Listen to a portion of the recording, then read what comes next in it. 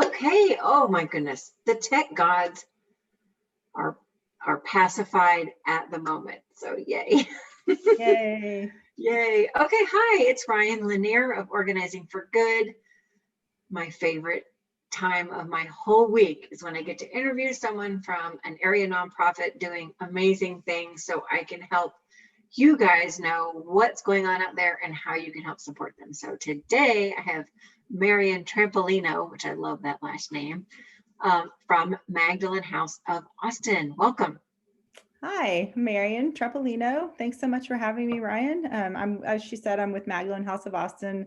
I'm the co-founder and executive director, and I'm just thrilled to be here.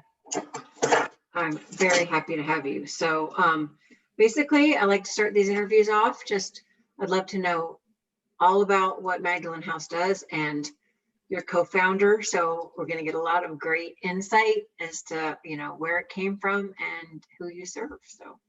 Yeah, sure. So Magdalene House of Austin is fairly new in the Austin world. We incorporated as a nonprofit in 2016, and we did that. My co-founder and I, Beth Franklin, who has since moved back home to Virginia.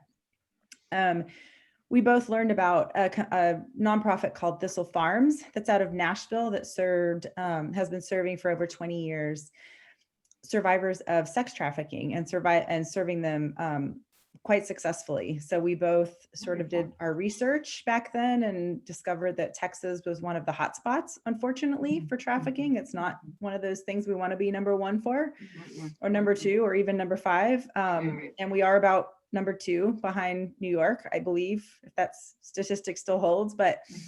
And we also discovered that there wasn't a lot of services for women who were able to escape their trafficker. So we said, why not? Let's give it a shot. Let's try to start a nonprofit. We had neither of us had ever done that before, but we did. And we took a long time to plan intentionally to sort of raise money. We wanted to, the model, you can either rent a house or rent an apartment or buy a house. And we felt like the most stable way to take care of the women was to buy a house. So we took a lot of time to do some fundraising to buy a house and renovate the house, and then programming. So we didn't, all of that happened. And also talking to Thistle Farms to make sure we were going to do this right and we were going to serve the women appropriately. And so we did not plan to open our programming during a pandemic, but that is what happened. And so we just opened our doors in the beginning of 2020, right before the pandemic hit. And so it has been almost a year of a roller coaster ride. Sure. Wow. But, the need it's not that the need wasn't there. So the extra challenges for sure probably made you stronger, I would hope. Yeah. I mean, we had to be sort of very laser focused on our programming and what we were doing, and really thinking deeply about the ways we could serve the women in a pandemic, but it also made us think more deeply about ways we were going to serve them once we get beyond this time. So I think it was helpful across the board. And we are our model coming out of Nashville is intentionally very small. So when women come out of what survivors themselves call the life, which means the life of being trafficked, there are several organizations, very reputable organizations in Austin that are long-term more focused on sort of general sexual assault that help women when they get out of the life, and do a lot of sort of triage with them and have amazing services. But there was really sort of a lack of that long-term. I mean,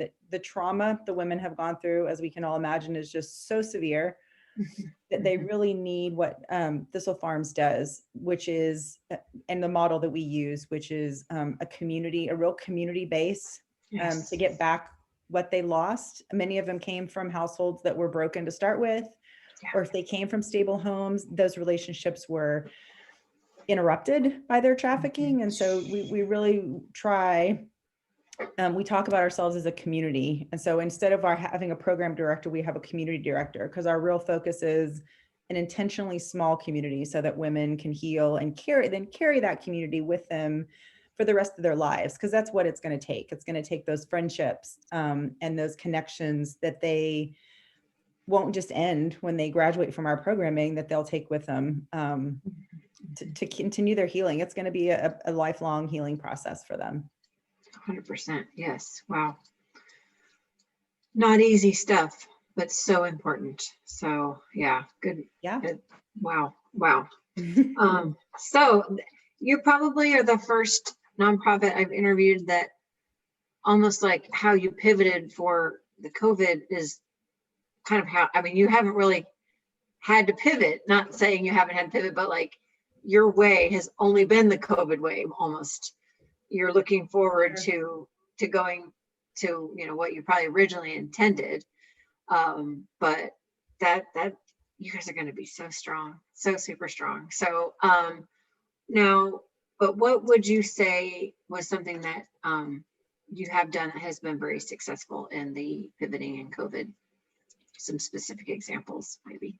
So we have had, I mean, we had a programming model in mind that we still implemented, but I think one of the biggest challenges for us is we're a small nonprofit, and for that reason, and because the women need just such a broad sort of buffet of support, and it's so important for them to have touch with some really sort of strong independent women in the community, that we had always known we wanted to rely on a heavy core of volunteers. Yes. Yeah. And I think that's been our biggest challenge. That's the way that we've had to really adjust our programming during COVID, because, for example, our community director now has to do a lot of the driving. A lot of the transportation was meant to be with volunteers, not only to be efficient with our program or community director's time, but also so that the women during those drives could make connections with other women and trust someone to take them to a doctor's appointment or a therapy appointment. And almost all of that had to be done by our staff.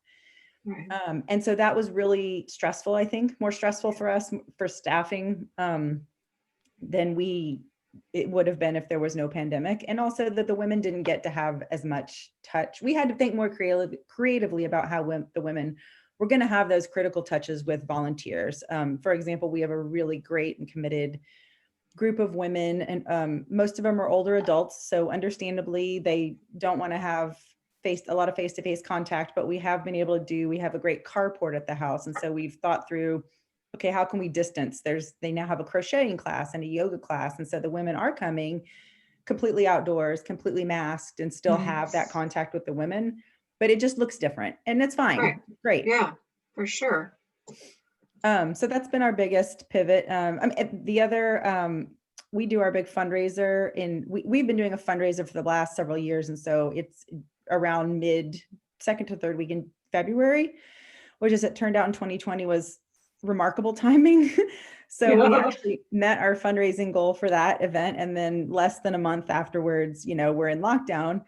So we were luckier than a lot of other nonprofits in that we did get in our in-person big event in 2020. But now thinking forward, we've had more time to think about how we're going to, we had a smaller event in November that went really well. And now we can think through, we've had the time to think through what a virtual event will look like. So that was an adjustment, but probably not as stressful as other nonprofits who were planning their big gala in, March or April and just had to do a 360. Yeah. Right. I'm curious. So how big is the population that you are able to serve? So we're small, and we're intentionally small. And I think all the sister organizations start small. Our house, and we're limited by number of beds, obviously. So the house that we bought is about just under 1,400 square feet and has 3 bedrooms. So our max capacity is 6 women at a time. Our hope, of course, there's the last study that the University of Texas did showed that at any given time in Texas, around 79,000 folks are being trafficked. And most folks, that's not, it's a little bit of a fuzzy number just because it's such a hidden crime. But I think a lot of folks really believe that's probably a pretty conservative number. And so the need is there. Austin's right in the middle of what they've identified as a trafficking triangle between sort of the Dallas-Fort Worth area, San Antonio, and Houston, understandably, our large urban areas. And so we're right in the thick of it. And we know that we need more capacity, and we need to do more to serve these survivors and get them healing the way that they need to be. Wow. Of course, I have lots of questions about your, how you receive your residents and how long they stay with you. But kind of, would you just walk me through kind of what it means to, bring someone in and kind of just what you do for them? Sure. We get referrals from other nonprofits, a few that I mentioned earlier. I mean, not by name, but that sort of they would have a touch with once they are in sort of what I would call that triage phase, right when the women get right out of the life, get away from the trafficking situation. And so we take them and we screen. Our community director does a really good screening to make sure it's independent living. I mean, she is there a lot of the time, but we don't have sort of what someone might call a house mother who spends the night there. And so the model is to, and it's been so successful in Nashville, is that the women have been told what to do. They've sort of lived under someone's, thumb for so long that they know themselves. I mean, these women are survivors. I mean, they've survived things that we can't even imagine. And so to assume that they can't live independently is, is a little bit disrespectful. So they are living there on their own, but we are providing intensive support. I'm a social worker, and our community director is a licensed professional counselor. So we help them navigate doctor's appointments. We get them set up with intensive trauma-based therapy on a weekly basis, and we pay for all of this. They get set up with substance abuse counseling and with a substance abuse group of their choice, whether it's AA or Celebrate Recovery or any other program that we work with them to make sure it's a good fit. And then connect them with any other community resources. So teaching them how to cook healthy meals. A lot of the women were deprived of food as part of their trafficking, unfortunately. So teaching them not just to feed yourself to get something in, that you need to nourish your body. And then a little further down the road, we have 3 phases of our programming. The first phase is really the intensive, let's get everything checked. And then on phase 2, which our current women right now are about to enter, is really talking more about, okay, what do you want to do next? What if you didn't get your GED, let's help you get a GED. What are your other educational goals? Can we help you go to community college? Do you want to be a nurse? Do you want to be a doctor? And then work. What are your employment goals too? Because once you leave us, you might have what I would call this field of fascination. Your dream might be to be a doctor, but you're not going to be a doctor overnight. So what are we going to do to help you in the short term support yourself and get to that long-term goal? And then in phase 3, the reason for the length of our programming is we really feel like we let them stay. So it's rent-free. Everything is paid for, and get their footing. So get a job, get comfortable with that, and then save some money so that when you graduate and leave us, you have a nest egg and you don't feel like you're constantly in that crisis mode of, can I pay my rent? Can I pay my rent? So you get some, physical and emotional, just like legs. You can exhale, you have a savings account. Right. So yeah, that's, I'm trying to think if I've forgotten anything. Ask away. That's phenomenal. I mean, I love that approach. I mean, just starting from the beginning of, giving them the respect of taking back their own lives on their terms, as opposed to you saying, this is exactly how you're going to do it. I love that. That just sounds like the exact right tactic for long-term success. So I think I really look forward to the growth, the phases that you're going to start seeing as you have girls and women, graduate through, and I'm sure they will be giving back to your next crop. And I just think that will be just an amazing process to watch. So I look forward to, cheering you on for sure there. Yeah. And part of that too, just to add on to what you just said, is that many of the women in Nashville, and our hope here in Austin is that the women are always part of sort of our Magdalene house. They call it the circle, so that when you graduate, you're still very much part of our community, and that you don't have to come back and give anything, but you always feel like you can come home and you can talk to us, or you can pick up the phone. And of course, a lot of the women who have gone through the program in Nashville do come back to help because they want to give back to their sisters who are sort of still just coming off the streets. And, you know, it's remarkable that I can sit and talk all day long as a woman who's never been trafficked, who had every privilege in the world about, oh, you can be a doctor, you can be a nurse, or you can just get a job. But to hear that from another survivor is huge. To say, I was where you are, and I know how much it hurts, and I know how hard you think it's going to be, and I know how your ego is just destroyed, your self-confidence is destroyed, but you look, I got there, you can do this. So that is our hope, that women will, in our program now, will come back and provide that sort of mentorship to future women. Fantastic. I love that. That is so powerful. That is so super powerful. So speaking of support, like, you know, you guys, you're small, but I'm sure that your financial needs are great. So what do you, you know, how do you engage with the community? How can people help from their homes, and to spread your word, to get in touch with your mission, and, you know, directly support, if you could share?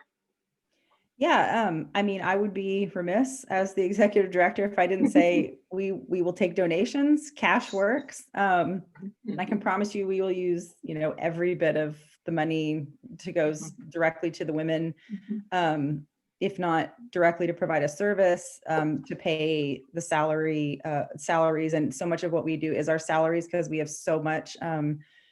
It's really such an intensive case management. It's very personal, and the other staff member and I spend so much time with the women. But you know, that's not the most exciting. I know some people don't get excited by sort of writing a check, which we will always take. And yes, the need is great, and folks have been so generous during the pandemic, which is just so surprising to me.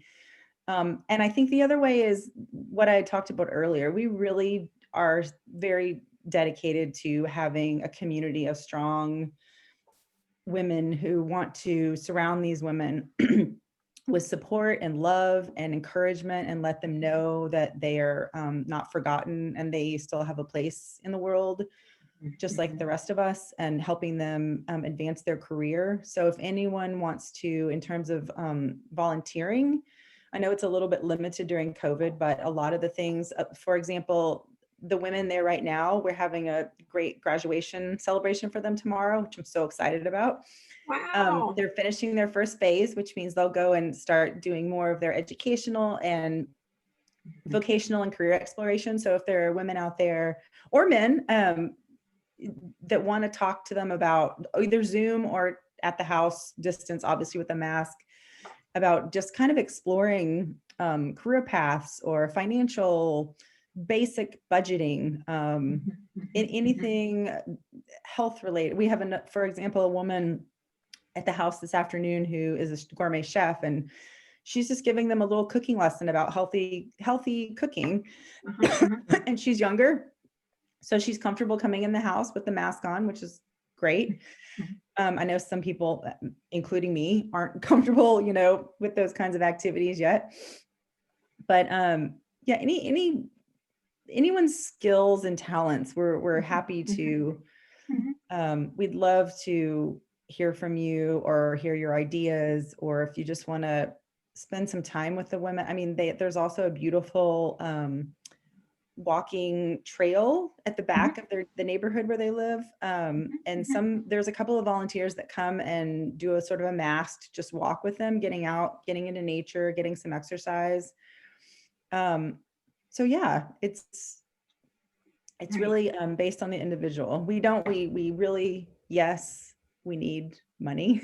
Yeah, I'm not gonna lie, but we also really are just as committed to getting folks engaged with the women and helping them heal. For sure. What area of town is the house?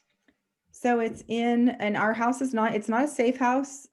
We screen appropriately so that, as well as we can, so that if anyone is in imminent danger, we can't take them at Magdalene House. There are places that do that, and so it's the location of our house is not a secret. It's in North Austin, just near off of North Lamar. Okay. I mean, I won't give the exact location. No, of course. I was just north. It's north for people to know, like, oh, maybe I live north as opposed to south, and that does change your ability to go in person depending on where you live. But sure. So it's I've been in Austin so long that I don't know what people consider north and north central now. I have a very tight radius of what central means, but I realize now that has grown. Yeah. This is north. This is pretty far north. It's in the city limits, but almost as far as you can sort of get in the northern boundary of the actual city limits of Austin. Okay. My assistant put your website in the chat here, and definitely the social media. So you have Facebook and Instagram. Anything else? At the moment, no. I know one of our board members was working on getting us a on Twitter. I do not tweet because I'm old. I don't either. But she is younger than me and was looking at that because she thinks tweeting is important. So no, I think as it stands now, we still have just Facebook and Instagram. Okay, so they can follow all your socials, and then on the website, what would you direct them to? And then do you have any events coming up that you'd love to talk about as well? We don't have any events coming up that are on the calendar right now. We will likely have in sometime in February or maybe early March our annual event, and we're not exactly sure. We've all been waiting. What that'll look like. Now that would definitely be virtual. I think my elderly mother got the vaccine, and she's the only person I know who's gotten it, so I'm pretty sure we're not going to have an event. But yeah, that's the only other thing I would direct people to on the website. For women, we've just started a new group in November called Women of Courage, and that's meant to be a support group for women. It's a giving group, so I think that the entry level membership is $500, and it goes up after that. But that the idea was these women would have some input and a little more access into the Magdalene programming at a more intimate level, and get together ideally when we get out of this in person on a quarterly basis, and just kind of, be advocates for Magdalene, be ambassadors in the community, learn themselves more about what's going on with trafficking. And so we had a wine and cheese, which was really fun in November, and just kind of all chatted like we would if we met in person. And we're going to have something like that coming soon too, the next Women of Freedom event. But that, I'm really excited about that group. It's a group of really passionate women from all walks of life, all different professions. They had just on that one event call, such great ideas for how we could help these women move forward in their lives. Women should just be running this entire world. I'm just saying. We should. But, I mean. But anyway, I'm curious about a story behind the name that you came up with. So the story behind the name, that the name is taken from the organization in Nashville. So Nashville right now, they've grown exponentially in the last 20 years, and they're called Thistle Farms because what they've got is excuse me. That's not COVID, that's cedar. I know, we all have to say that now, don't we? Like, oh gosh. Not COVID, not that it matters. I'm on Zoom. I don't think I can get it through your screen. So, so Thistle Farms is a large umbrella now. And the original name for Thistle Farms was Magdalene House. And the reason that is because it was started by an Episcopal priest, Becca Stevens. And so she used the biblical term. And we are not a religious nonprofit. And they aren't either. They consider themselves sort of not faith-based, but faith-informed. We don't even consider ourselves faith-informed, but we felt like the brand recognition was really important. We tossed around a few other ideas that maybe were more Austin-y, and none of them stuck, or they were already incorporated as a nonprofit. So we just decided to go with Magdalene House. And there's most of the nonprofits that start, the sister organizations in other parts of the United States start as Magdalene House. So yes, the name did start from a biblical reference, but that is not indicative of who we are. It's just, it is a very, like, I don't know, it kind of draws you, you know, to call it that. I feel drawn with that, you know, when I hear the name, I'm like, wow, it's very, I don't know. I just get a good sense from it. I don't know. I just wanted to know if there was a story behind the name, because you don't forget it, which is amazing. You know, that's what you want. Right. And I mean, because I had to suffer through many years of Catholic school growing up. I mean, I do know the story behind, you know, Mary Magdalene in the Bible is she's the prostitute who was forgotten and thrown aside. And so the priest who started this, her thinking was this is, we need to, you know, not be discarding women like this who have been, it's never their fault. We call them a prostitute. Most of the time, it wasn't their choice. They were drawn in, they were trafficked. And so she, you know, being a priest, she did draw that reference from the Bible. And I think even if you're not Christian, I think the story can speak to you. You know, it's that this woman was thrown aside because she was a prostitute, and that's certainly not okay to do. Right. Because we're survivors as women. Right. All of them. I love it. So what have I not asked you about that you'd like to cover before we close? Gosh, I feel like I've been talking a lot, which isn't like me. So if I have more to say, I think I just want to let people know, I think what drew me to this work and what I think makes us unique is that as a social worker, I worked many years with different populations, with refugees, with veterans, and what I felt like was missing a lot of the time was really that personal touch. I mean, it's all about quantity and how many people can we churn through. And I'm not criticizing nonprofits at all, because I know it's a lot of it's funding and there's so much need, and that's how it needs to happen. And if our program model was different, we could probably serve more people. And we get asked that all the time. Well, gosh, couldn't you serve more people if it was just 6 months or 12 months? We could. Yes, we could. And what we know from the data from Thistle Farms is that would not be successful for them, is that the trauma is so severe that they need this really small, very intentionally small community. And it needs to be, they stay with us for 18 to 24 months. I mean, it's not a short time. Right. But if you think about what they've been through, you know, raped multiple times a day for months or years on end, that it seems like a very short time.